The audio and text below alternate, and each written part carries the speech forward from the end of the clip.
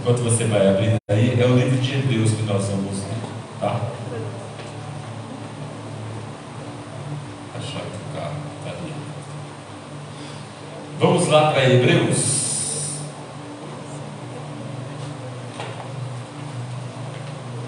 Eita glória a Deus. Tecnologia é uma bênção, né, irmãos? Só que às vezes não ajuda, né?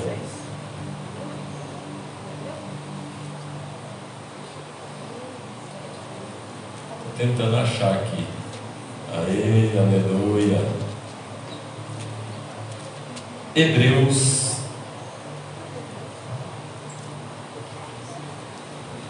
capítulo 6, do verso 1 ao 9. Quem achar, fala amém. Amém. Vamos ler, irmãos.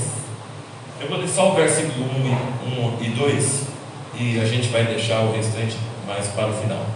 Por isso, deixando os rudimentos da doutrina de Cristo, prossigamos. Espera um pouquinho, irmãos.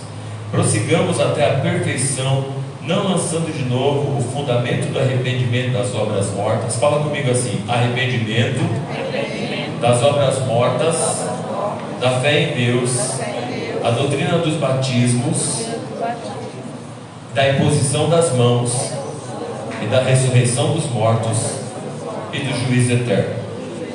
Amém, irmãos? Vamos orar. Senhor, obrigado. Pedimos ao Espírito Santo que nos dê entendimento, graça, sabedoria. Tudo que fizermos aqui seja para a glória de Cristo, Pai. Tira toda a limitação do nosso coração, em nome de Jesus. Abre o entendimento dos seus filhos agora. Que venha, Pai, a inteligência, a sabedoria do céu, Senhor. Cada um de nós, Pai, possa receber do Senhor a revelação da palavra de Deus, Pai. Senhor, colocamos cativo todo o pensamento à obediência de Cristo Jesus, Pai. E nada, absolutamente nada, tire a nossa atenção, Senhor. Mesmo que o tempo que a gente vai usar aqui seja um tempo curto e breve, Senhor, mas esse tempo possa ser produtivo no nome de Jesus. Amém e amém. Amém, irmãos? Nós temos falado que você não consegue passar para o próximo nível de relacionamento com Deus se não houver fundamentos. Lembra da escola que você estudou? Quem lembra? Faz tempo, alguns, né? Pois é. Os que são mais jovens como eu podem talvez lembrar. Mas você não vai para a faculdade sem você ter feito o nível médio, é verdade ou não, irmãos? É possível? Não dá. Você precisa passar as etapas. Fala assim: eu preciso passar as etapas. Então veja uma coisa: relacionamento com Deus também é da mesma forma, irmãos. Amém?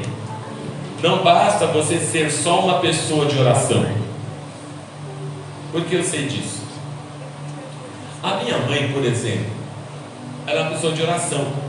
Eu conheço pouca gente que ora tanto quanto minha mãe ora.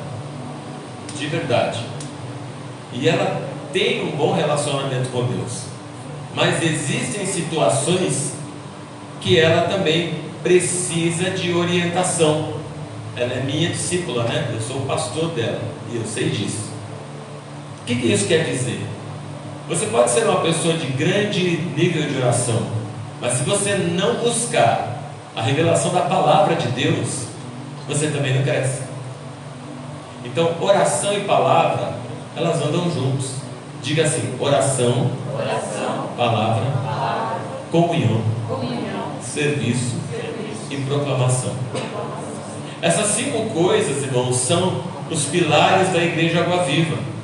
Se a gente não tiver elas clarinhas dentro de nós, de prática, né? De prática na nossa igreja, se a gente não tiver a prática da oração, a prática da palavra, a prática do servir, a prática da comunhão, que é o que a gente está aqui hoje, né? Nas células e aqui, a prática de proclamar o Evangelho, de compartilhar aquilo que Jesus fez na sua vida, você não vai crescer.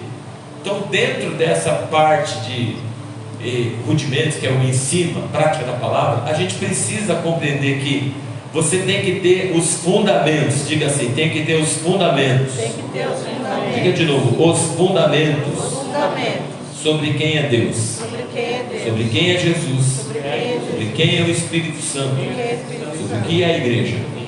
Posso ouvir um amém? Amém. O filho que Jesus deseja, o modelo de filho é Jesus. Amém ou não amém, irmãos?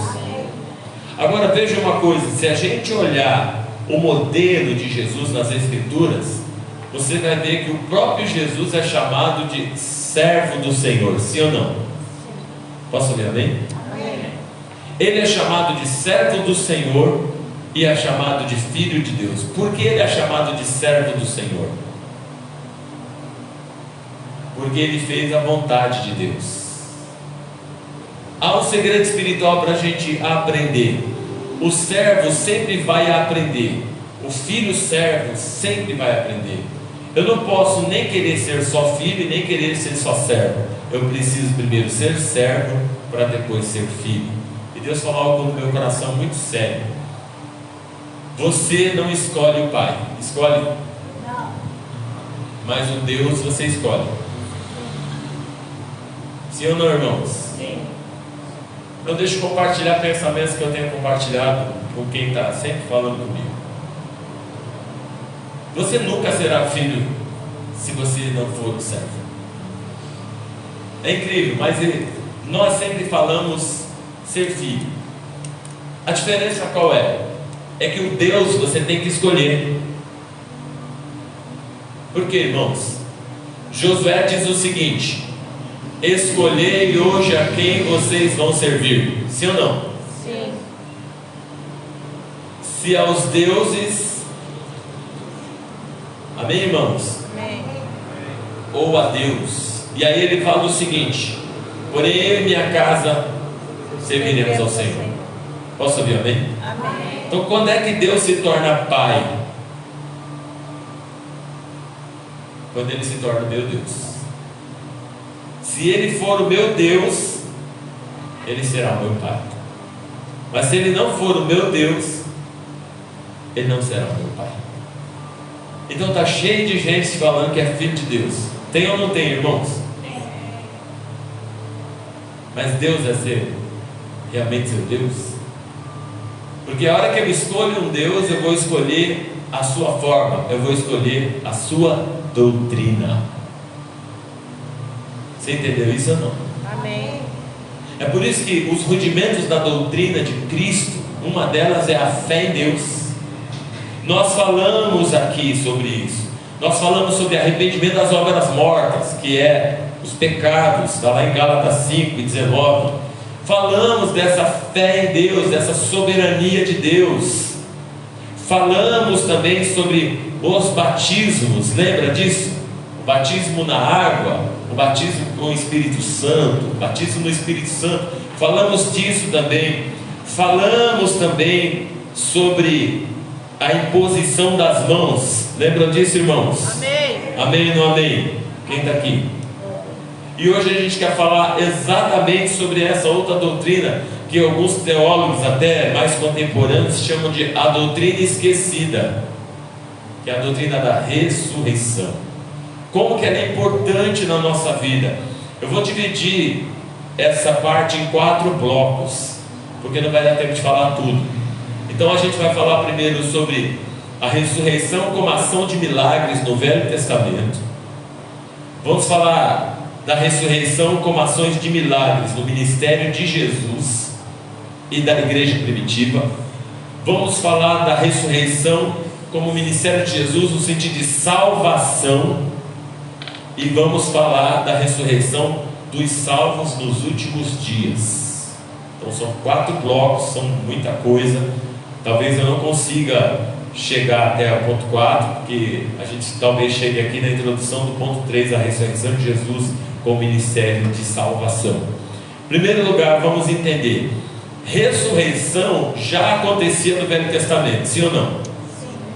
Posso ouvir um amém? Amém.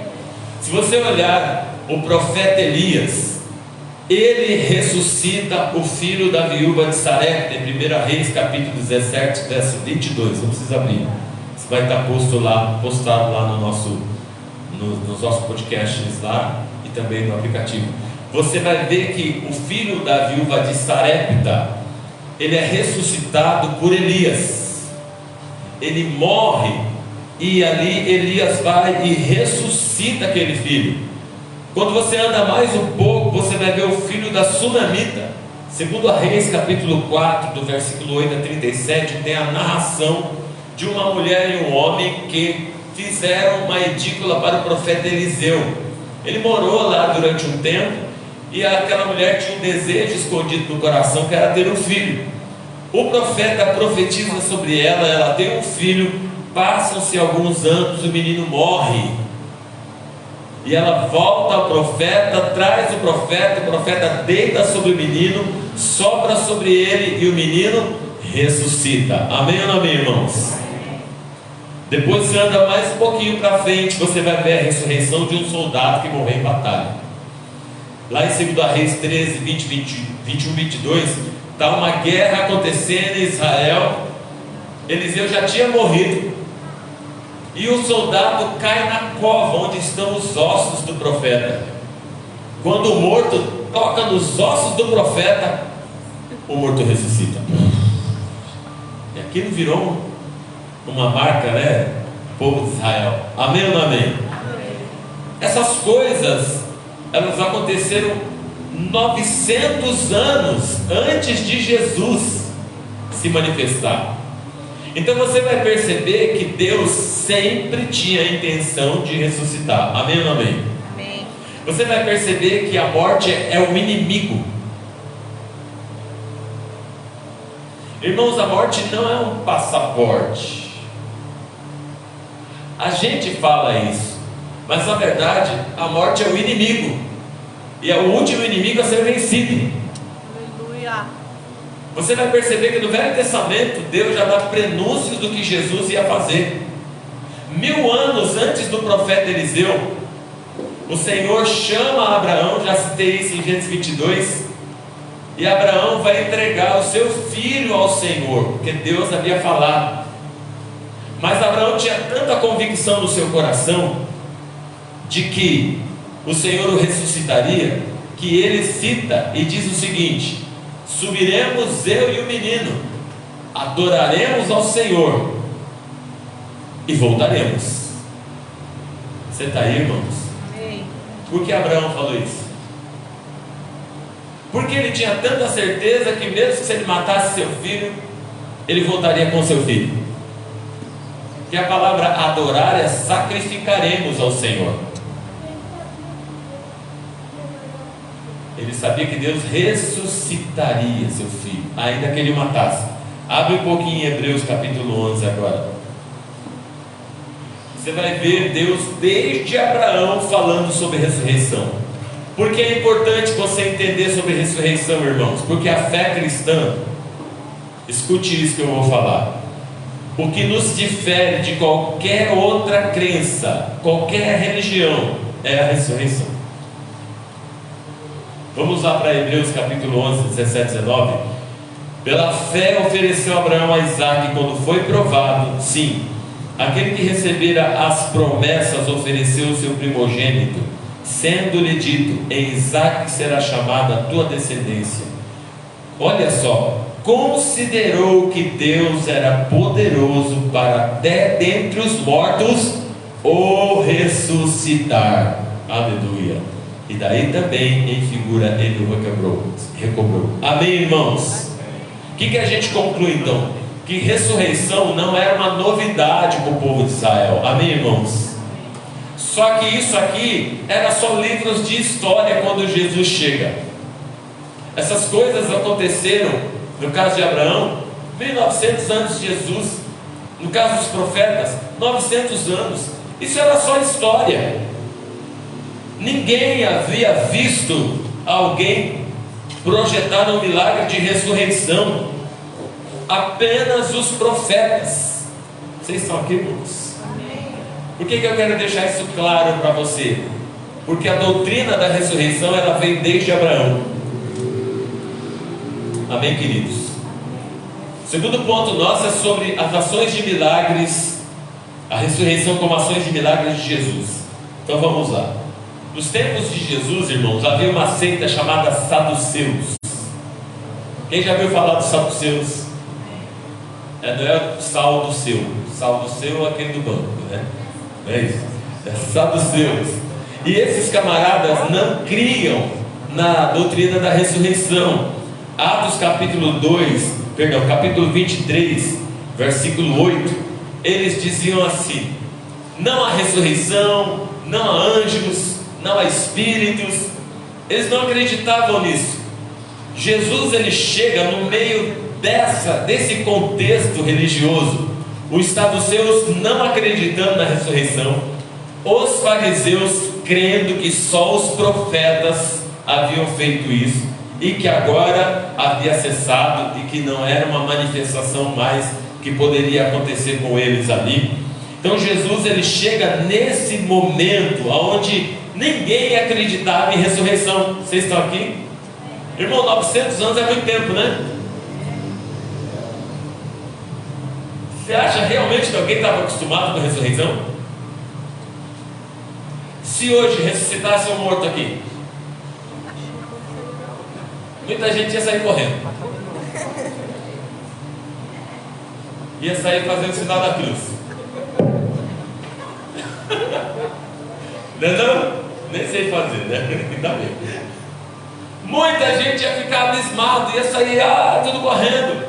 E Jesus chega exatamente nessa época. E você vai ver que 3 ressurreições marcaram o ministério de Jesus. Primeira ressurreição que Jesus faz está lá em Lucas capítulo 7, filho da viúva de Naim. No capítulo 7, versículo 1 a 11, 2 multidões estão vindo. Uma de um lado vem Jesus com uma multidão, do outro lado vem um cortejo fúnebre e um moço morto no esquife, sendo carregado. O que é esquife? As pessoas colocavam o defunto no lençol e carregavam no lençol. Jesus encontra com aquela viúva, com aquelas pessoas que estão ali. E o interessante havia uma lei mosaica que dizia que não podia se tocar no morto. E quem tocasse no morto ficaria impuro e ficaria fora do arraial durante 7 dias para a purificação. E Jesus vai e toca no morto diante de todo mundo. Alguns fariseus começaram a gritar: impuro, impuro. Mas quando o menino se levanta, uau, choca todo mundo. Eu garanto para você que um monte de gente saiu correndo. Tenho certeza, cara. Aquilo cria um alvoroço, porque depois de 900 anos aparece alguém que ressuscita um morto diante de todo mundo. E Jesus, ele faz esse feito. Isso toca muita gente naquele lugar. Segunda ressurreição de Jesus, livro de Lucas, capítulo 8, do 41 ao 42, está lá a filha de Jairo. A filha de Jairo está morta e Jesus chega para ressuscitar. E é engraçado que Jesus fala assim: ela só está dormindo. Veja como Jesus trata a morte. Ele trata como uma coisa que ele tem poder sobre aquilo. Jesus já tinha poder sobre a morte antes de ressuscitar. Antes de ser morto na cruz, Jesus já tinha poder sobre a morte. Ele ressuscita o filho da viúva, ele ressuscita a filha de Jairo. A terceira ressurreição de Jesus, que ficou mais impressionante ainda, é a ressurreição de Lázaro. João capítulo 11, do verso 1 ao 44. Lázaro, o amigo de Jesus, morto há 4 dias já. E Jesus chega lá e nem as irmãs dele acreditavam. Quando Jesus chega, ela diz: se tu estivesse aqui, ele não teria morrido. Quer dizer, botou a culpa em Jesus, né? Você chegou atrasado, tá vendo? É por isso que ele não ressuscitou. E ela jogou Jesus lá no passado: se tu estiveras aqui. Aí Jesus fala para ele: olha, eu sou a ressurreição e a vida. Olha como ela acreditava em ressurreição nos fins. Eu sei que ele ressuscitará no último dia. Opa, já tem alguém acreditando que vai haver uma ressurreição no último dia. Talvez ela tinha aprendido com os fariseus isso, né? Haverá uma ressurreição no último dia. Ela joga Jesus lá para o futuro. Aí Jesus diz: eu sou a ressurreição e a vida. que eu quero mostrar para você? É que Jesus tem poder sobre a morte. Em nenhum momento Jesus não tem poder sobre a morte, irmãos.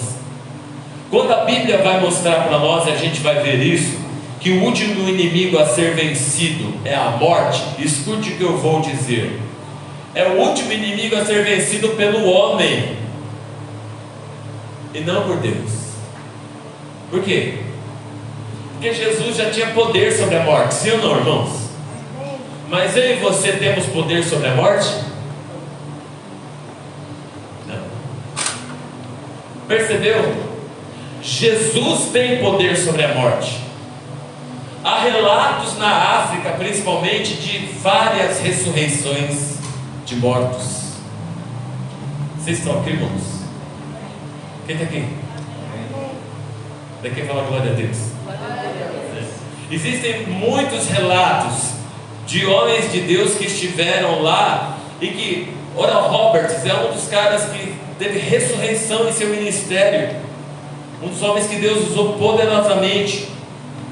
Ray Born, um dos missionários que mais ressuscitou pessoas na África. T.L. Osborne e sua esposa, várias ressurreições aconteceram. No certo relato, uma mulher traz até a esposa de T.L. Osborne seu filhinho morto, coberto com lençol. Ela traz para ele e diz para ela assim: ó, olha pelo meu filho porque ele morreu, e entrega, tipo assim, quero ver, e entrega para ela. A esposa de Oral Roberts, eu não lembro o nome dela agora, ela coloca as mãos e fala: Senhor, Jesus tem poder sobre a morte. Eu digo a essa criança: volte à vida. A criança chorou. E ela entrega para a mãe assim, a mãe pega a criança, feliz, né? Mas quando ela abre o lençol, a mulher sai correndo, entrega o filho de volta e sai glorificando a Deus e berrando e tal e tal.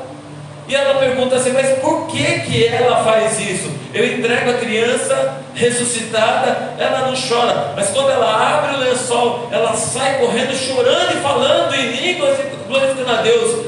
Alguém que conhecia ela falou assim: deixa eu perguntar para ela, porque ela não falava idioma. Foi lá e perguntou, a mulher voltou e disse assim: não é que eu trouxe meu filho morto, e ele não tinha o olho direito, era um buraco, e agora eu tirei o lençol, meu filho está vivo e os dois olhos, e um de cada cor ainda.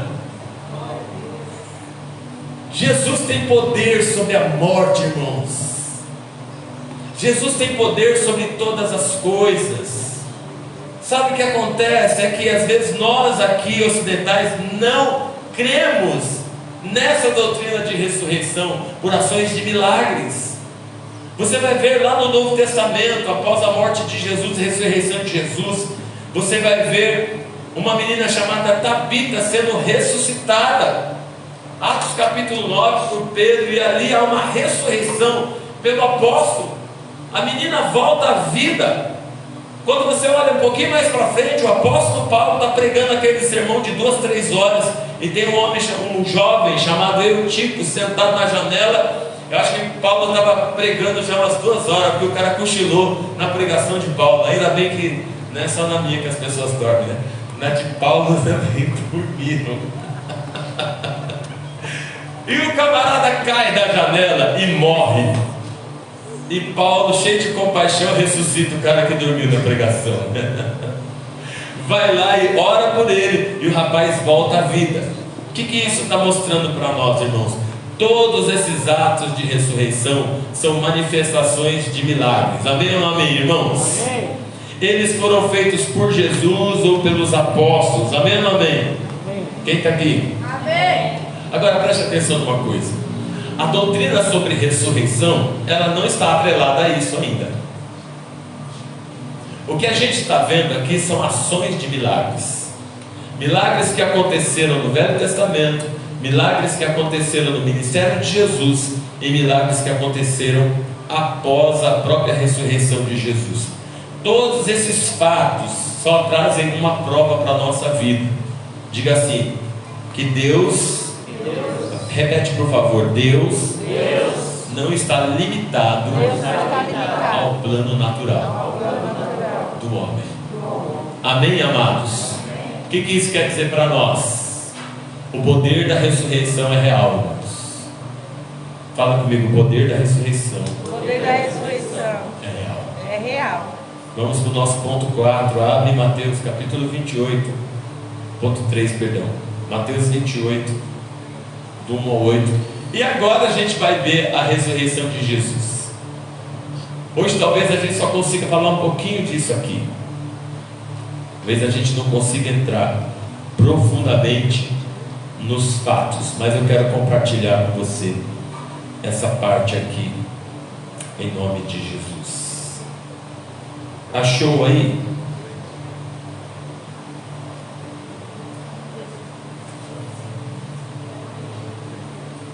Eu estou tentando abrir aqui na minha Bíblia. Está uma bênção, viu? Mateus, tem que ser o Mateus. Sempre, né, Mateus? Vamos lá. Tendo passado o sábado, ao raiar do primeiro dia da semana, Maria Madalena e outra Maria foram visitar o túmulo. E eis que aconteceu um forte terremoto, pois um anjo do Senhor desceu do céu e, chegando ao túmulo, rolou a pedra da entrada e assentou-se sobre ela. O anjo tinha o aspecto de um relâmpago e as suas vestes eram alvas como a neve. Os guardas foram tomados de grande pavor e ficaram paralisados de medo como mortos. Contudo, o anjo dirigiu-se às mulheres e lhes anunciou: não temais, vós, sei que vieste ver a Jesus, que foi crucificado, mas aqui ele não está, foi ressuscitado, como havia dito. Vinde ver de vós onde ele jazia. Ide caminhando depressa e anunciai aos seus discípulos: ele ressuscitou dentre os mortos e está seguindo adiante a vós rumo a Galiléia, lá o vereis. Atentai para o que eu vos disse. As mulheres abandonaram o túmulo correndo amedrontadas, mas com grande júbilo, e foram imediatamente anunciá-lo aos seus discípulos. Vamos continuar. De repente, olha só o que acontece. Jesus veio ao encontro delas e as saudou: alegrai-vos. Elas se aproximaram dele, jogaram-se aos seus pés, abraçando-o e o adoraram. Então Jesus lhe declarou: não temais, e dize aos meus discípulos, dize aos meus irmãos que sigam para a Galiléia, lá eles me verão. Amém, amados? Amém. Você percebeu que primeiro tinha um anjo e depois Jesus chegou ali? Sim. Vocês estão aqui, irmãos? Amém. Quem está aqui fala glória a Deus. Glória a Deus. Quando Jesus chega ali, na sua ressurreição, preste atenção no que eu vou falar. Jesus ainda não estava em majestade e glória, irmãos. Por que não? Porque elas se aproximaram de Jesus e tocaram Jesus. Se ele estivesse em toda a majestade e glória, de verdade, você acha que tocavam nele? Vamos pensar agora aqui, olhem para mim. Quando um rei vai entrar num lugar, todas as pessoas que vão estar lá são convidadas, sim ou não? Sim. Já viram isso em filmes? Viram ou não viram? Sim. O rei então prepara, os súditos preparam a chegada do rei, arrumam tudo, tem protocolos, um monte de coisa tem que acontecer. Na frente vai alguém para anunciar o rei, tocam-se trombetas e anunciam: o rei fulano de tal está no recinto. E quando o rei entra, ele está vestido de toda a glória e majestade, coroa na cabeça, seu manto está sobre ele, há súditos em volta dele, soldados em volta dele, a sua veste brilha, ele é o rei em sua majestade e glória. As pessoas, para poder se aproximar, a gente é ocidental ainda, democrático, não tem nada disso, né? A gente não sabe essas coisas. Mas quando ele chega, as pessoas se prostram, se curvam, porque estão diante do rei. De verdade, Maria, ela viu isso? Não, irmãos, ela só quer um jardineiro. Por isso que Jesus não está em glória. Amém, irmãos? Vocês estão aqui ainda? Ele não está, ele ressuscita, mas não está em glória. Posso ouvir amém, irmãos? Por que isso? Porque Jesus ainda não foi ascendido ao céu. Lembra em Filipenses capítulo 2 que a Bíblia diz que Ele deixou o esplendor da sua glória? Quando Jesus ressuscita, Ele não vai direto para o céu. Da onde Jesus está vindo? Do inferno. Pastor, quer dizer que Jesus foi para o inferno? Sim. Por quê? Porque a todo homem é dado morrer. Vocês estão aqui? Já vou ler os textos para vocês. Jesus desce até o inferno e Pedro diz sobre isso. Mas quando ele chega no inferno, como ele não tem pecado nenhum, o diabo não pode segurá-lo lá. Então Jesus toma a chave do inferno e da morte. Ele tem vitória sobre a morte ou não tem? Tem vitória sobre a morte. E quando Jesus ressuscita, não ressuscita em poder e glória total. Ele está com o corpo ressurreto, mas não está em majestade. Ele está andando no caminho de Emaús, quem lembra disso? E as pessoas não reconhecem ele. Verdade ou mentira, irmãos? Ele não está em total glória.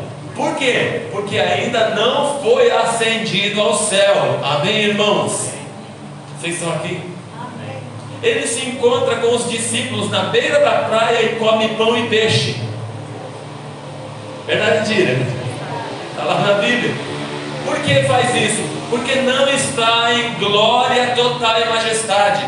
Lembra do rei? Se o rei tirar a coroa, se o rei tirar o manto, se os súditos ficarem longe dele, ele botar uma camisa polo, um jeans e um sapato qualquer e andar na rua e botar um boné ainda, você não vai reconhecer que é um rei. É por isso que Maria não o reconheceu. É por isso que os discípulos no caminho de Emaús não o reconheceram. É por isso que lá na beira da praia ele ainda está comendo com seus discípulos, porque ele não está em glória. Vocês estão aqui, irmãos? Amém. O mesmo Jesus que não está em glória, ele diz o seguinte: eu tenho que ir para o céu, eu preciso ir. Aí que vai começar a ficar interessante a questão da ressurreição. O que eu quero que você compreenda, né? Todas as pessoas que foram ressuscitadas, todas elas, sejam pelos profetas ou por Jesus ou pelos ministérios dos apóstolos, nenhuma delas continuou viva, irmãos. Todas elas morreram, amém ou não amém? Amém. Mas quando a gente olha para Jesus, ele não foi ressuscitado por uma ação de milagre. A palavra fala que ele foi ressuscitado pelo poder do Espírito Santo, amém ou não amém? Amém.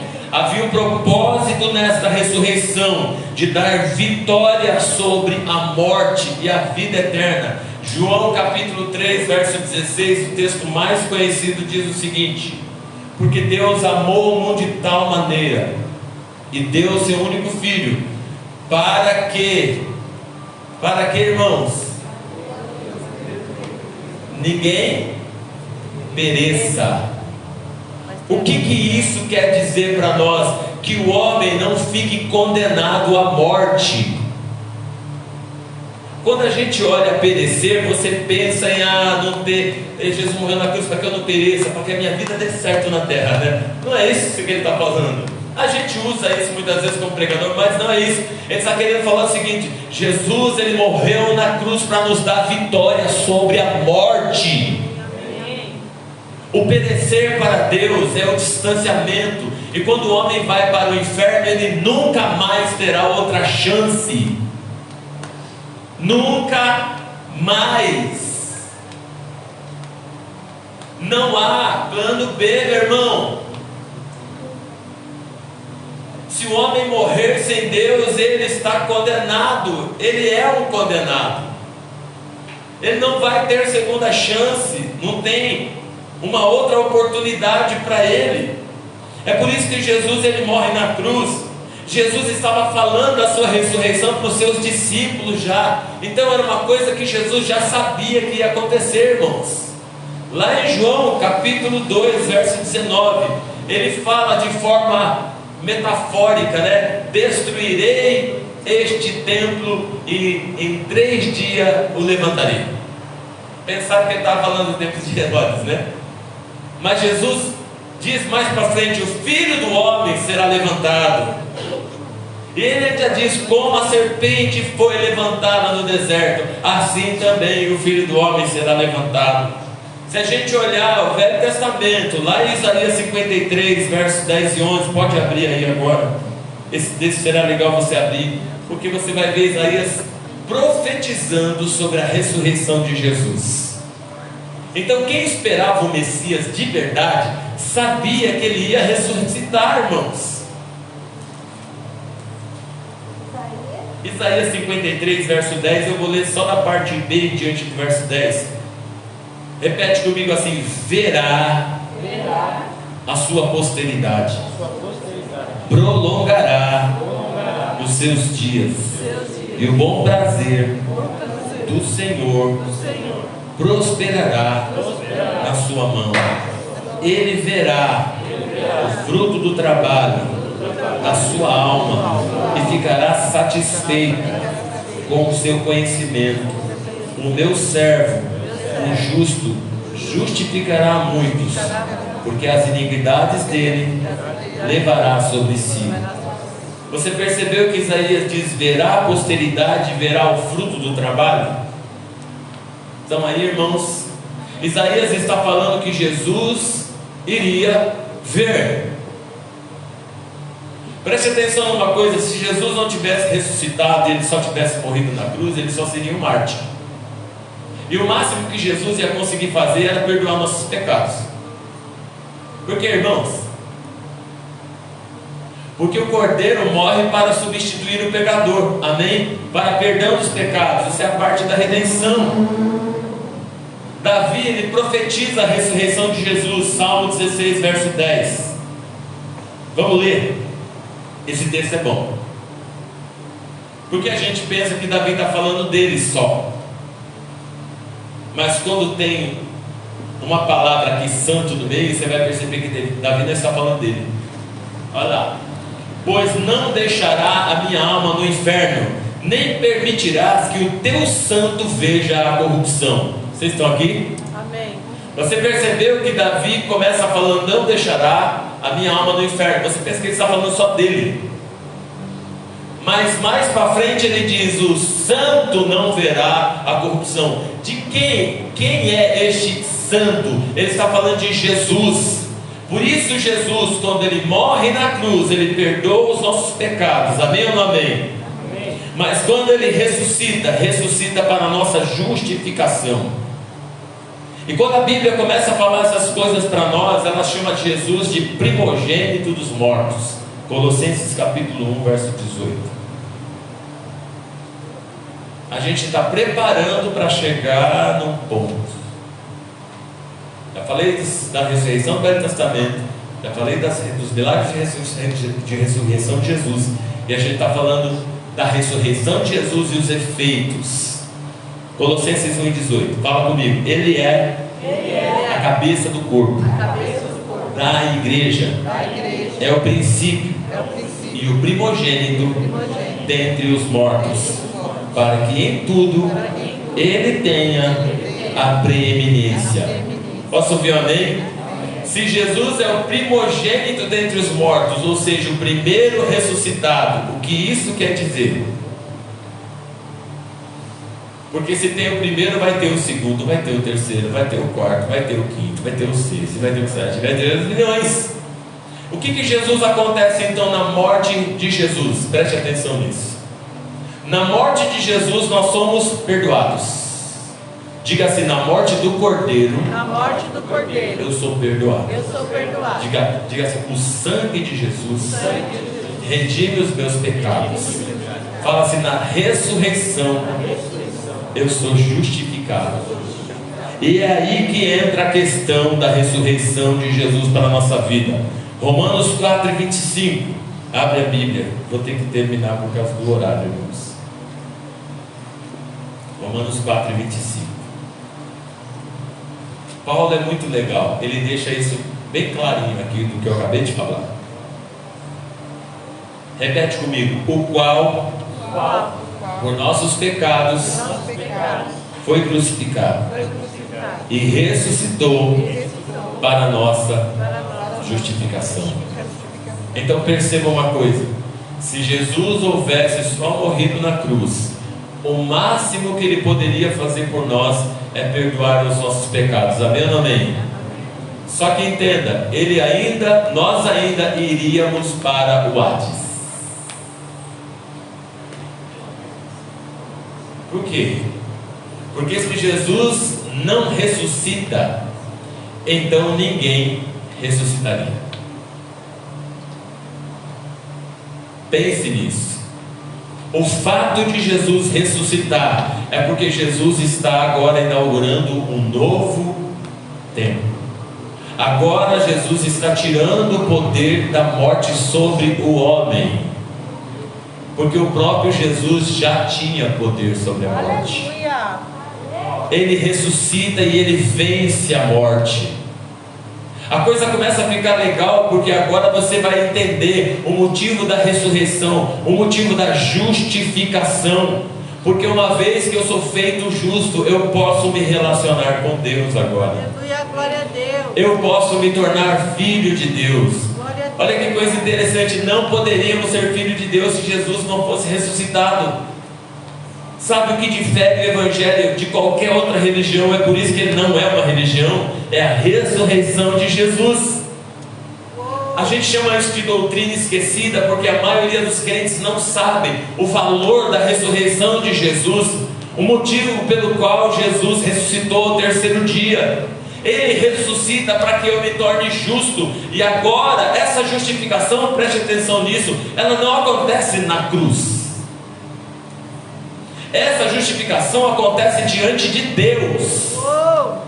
Porque Jesus vai diante de Deus como um sacerdote agora. Você entendeu? Ele é o cordeiro que morreu. O seu sangue nos perdoou. Ele leva, escute isso, o próprio sangue diante de Deus agora, para nos justificar. Ele está diante de Deus como intercessor nosso, não só agora, mas por toda a eternidade agora. E agora você pode se relacionar com Deus, pode ser feito filho de Deus. As promessas de Deus agora são para a nossa vida. É por causa da ressurreição que você é justificado. É por causa da ressurreição que você tem essa justiça de Deus sobre você. Essa justiça torna você a igreja de Jesus, o povo de Deus, aquele que tem as promessas de Deus, torna você filho de Deus agora. É por causa dessa verdade. Aplauda Jesus. Aleluia. Quem está aqui fala glória a Deus. Diga assim: o sangue me perdoa, a ressurreição me justifica. Querido, sem ressurreição você não tinha nenhum acesso a Deus. Ainda teriam que continuar queimando sacrifícios. Ainda deveria ter outras coisas. Ainda deveria ter um mediador humano entre nós. O sacrifício perfeito de Jesus, ele é validado pela ressurreição de Jesus. Essa ressurreição, essa ascendência de Jesus agora diante de Deus, ela muda o contexto de Jesus agora. Você lembra que Maria não viu ele em glória? Mas quando a gente vai lá para Apocalipse, o mesmo João que comeu peixe diante de Jesus, ele agora está tendo a revelação do Rei dos Reis glorificado. Ele olha e diz: e vejo aquele que é e que era sentado no alto e sublime trono. Seus cabelos são brancos como a neve, seus olhos são como chama de fogo, seus pés como latão reluzente. Ele vê Cristo em total majestade e glória, revestido de poder e glória. João não consegue se aproximar. Você precisa entender que quando a gente chegar lá no estágio da nossa ressurreição, da nossa glorificação, você vai compreender o motivo de João estar falando isso. Mas se eu não consigo compreender essa majestade de Deus, de Cristo Jesus agora, diante de Deus, como aquele que tem um nome maior que todas as coisas, aquele que todo joelho se dobra diante dele, aquele que não está crucificado numa cruz com uma coroa de espinho. Olhem para mim, Jesus não é um coitado, Jesus é um rei, um leão, soberano sobre todas as coisas. Ele pode qualquer coisa. Aleluia. Por que a gente fala que a ressurreição é a doutrina esquecida? Porque durante muito tempo Cristo continuou pregado numa cruz dentro da igreja. Mas nós já sabemos que Jesus não está numa cruz.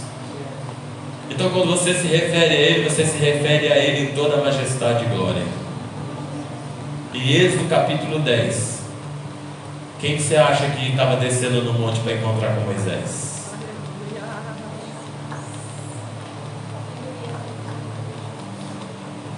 Hein, irmão? Jesus se encontra com Josué e não está vestido de glória. Josué pergunta: és tu um dos nossos? Ele responde: eu sou príncipe do exército de Israel. Ele dobra o joelho e adora o anjo. Jesus está ali e não está em majestade.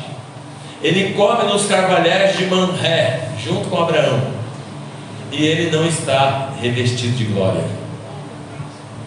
Você está aqui, irmãos? Mas lá em Êxodo 10 ele diz: santifica o povo 2 dias, porque no terceiro dia eu descerei à vista de todo mundo. Você entendeu que Jesus ia descer no monte com toda a glória?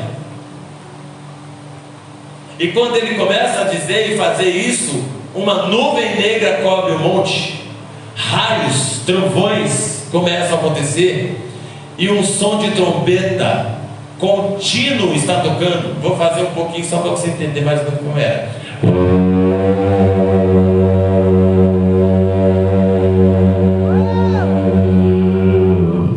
Sem parar. Dá medo ou não dá?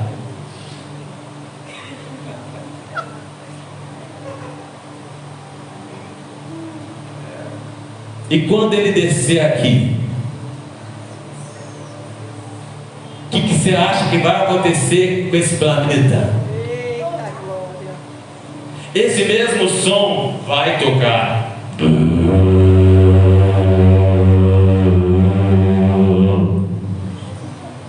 Raios e trovões vão acontecer nesse dia. O sol não vai brilhar. Não é que ele vai deixar de brilhar, é que a glória de Jesus é mais clara do que o sol.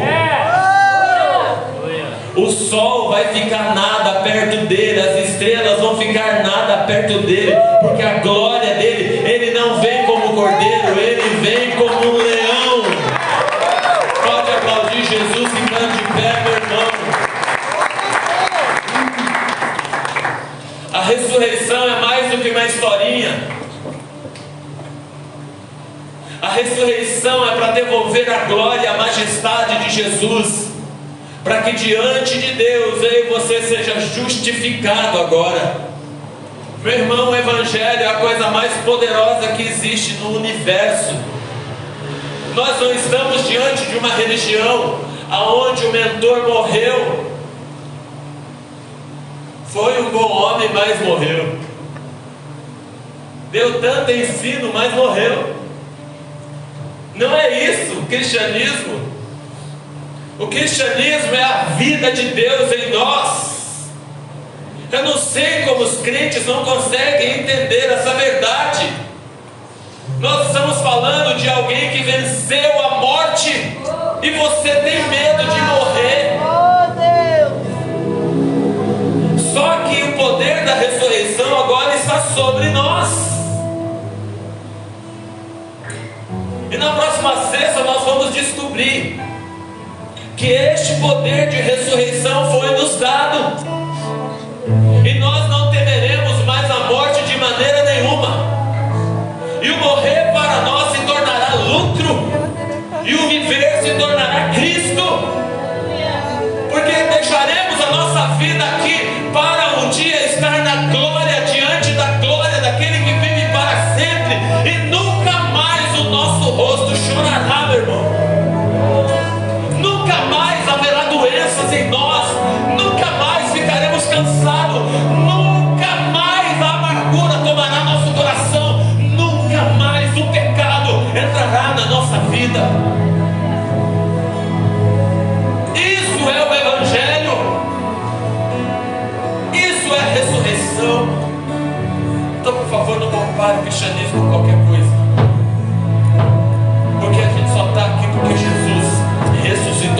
terceiro dia.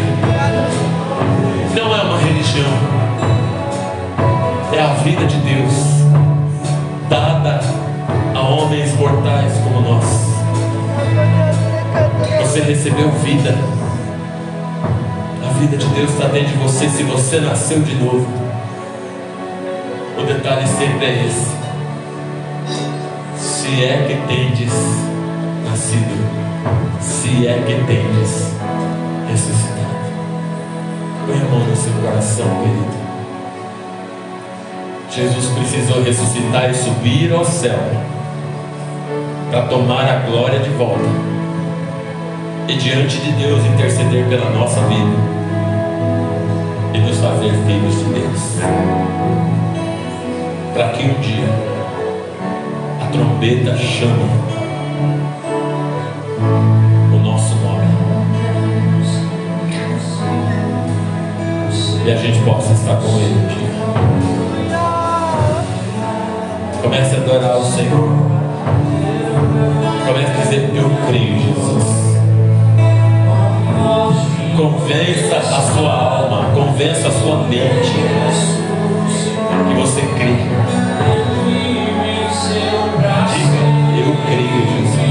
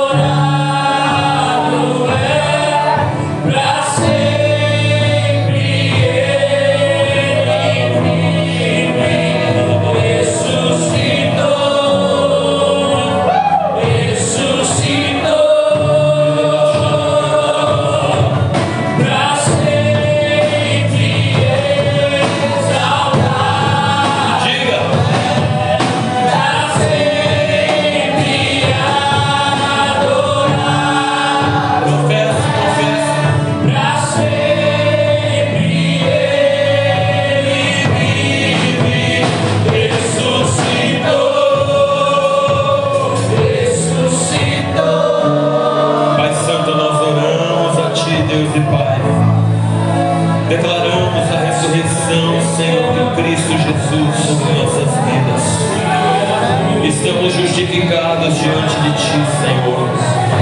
Não somos mais condenados, Pai. Oh, aleluia, que prazer poder ser salvo em Jesus. Que prazer poder saber que a morte não vai segurar o meu corpo na terra. Oh, que alegria poder saber que o meu Espírito, Senhor, vai voar até os céus. Que alegria, Senhor, poder saber que nunca mais os meus olhos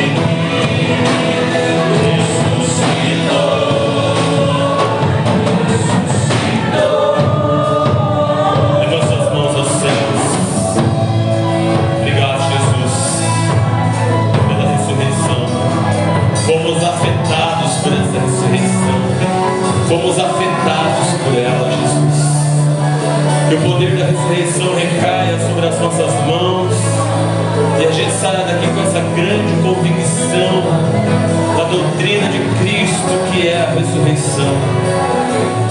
O Senhor faça resplandecer o rosto dele sobre você, tenha misericórdia de você, te dê paz.